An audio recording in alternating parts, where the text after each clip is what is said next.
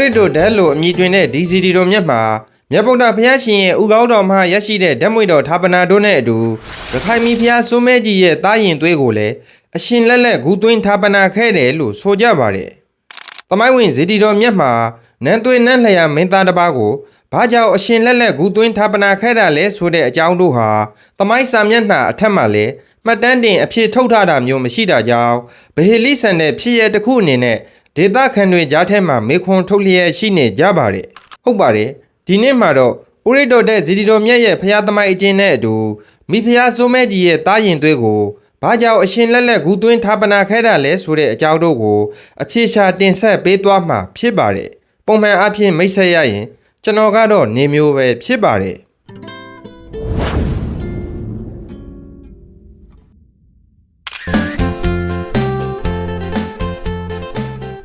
ဥရစ်တော်တဲ့ဇီဒီတော်မြတ်ဟာရခိုင်ဒေသပုံနာကျော်မြို့ကင်းချောက်တစ်ဖက်ကန်းက188ပေအမြင့်ရှိတဲ့တီလာပိဋိပပ္ပလတုတ်ထိုက်မှာတည်ရှိပါတယ်။ယခုဇီဒီတော်မြတ်ရဲ့ညံတော်အမြင့်ဟာ153ပေရှိပြီးလုံးဘက်400ပေရှိပါတယ်။ပထမဆုံးအနေနဲ့ဇီဒီတော်မြတ်ရဲ့သမိုင်းကြောင်းအကျဉ်းကိုအရင်ဆုံးပြောပြပါမယ်။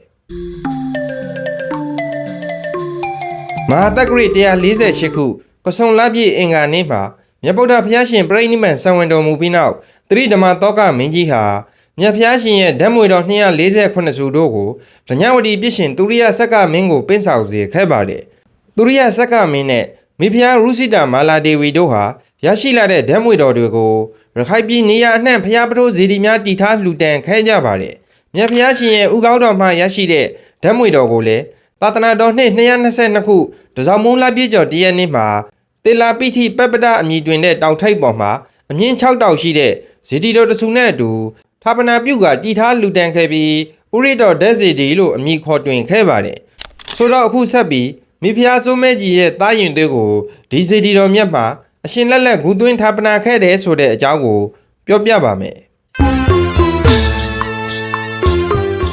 တက္ကရာ893ခုရခိုင်မင်းနေပြည်တော်မြောက်ဦးခေတ်မှာရံပြန်မြို့နယ်အပိုင်းကန်တိုင်းတိုင်းနယ်ရဲ့ရွာရင်းရွာမှာအသက်18နှစ်အရွယ်အသားညိုညိုနဲ့အလွန်ချောမောလှပတဲ့မမဲကြီးအမည်တွင်တဲ့မိမပြိုလေးတစ်ယောက်ရှိခဲ့ပါတယ်။မမဲကြီးဟာရုပ်ရည်ချောမောလှပသလောက်ဘာသာတရားကိုလည်းရိုသေကိုက်ချိုက်ပြီးငါးပါးသီလမြဲမြံသူဖြစ်တယ်လို့သိရှိရပါတယ်။ရုပ်ရည်ချောမောလှပယုံတမက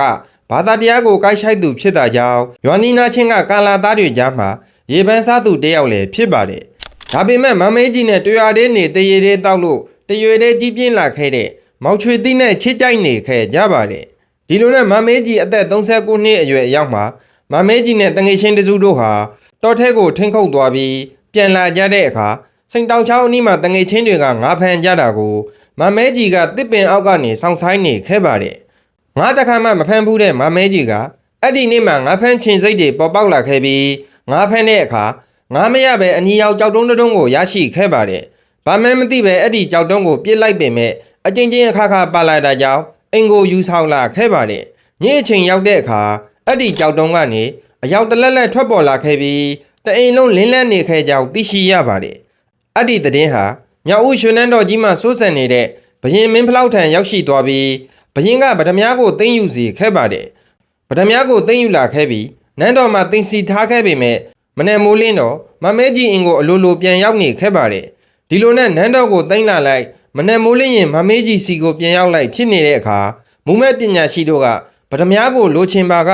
ပိုက်ရှင်အမျိုးသမီးကိုပါသိမ်းယူမှရရှိမည်ဖြစ်ကြောင်းဘရင်ကို၆တင်ကြတဲ့အခါဘရင်မင်းဖလောက်ကလည်းဗဒမြားနဲ့အတူ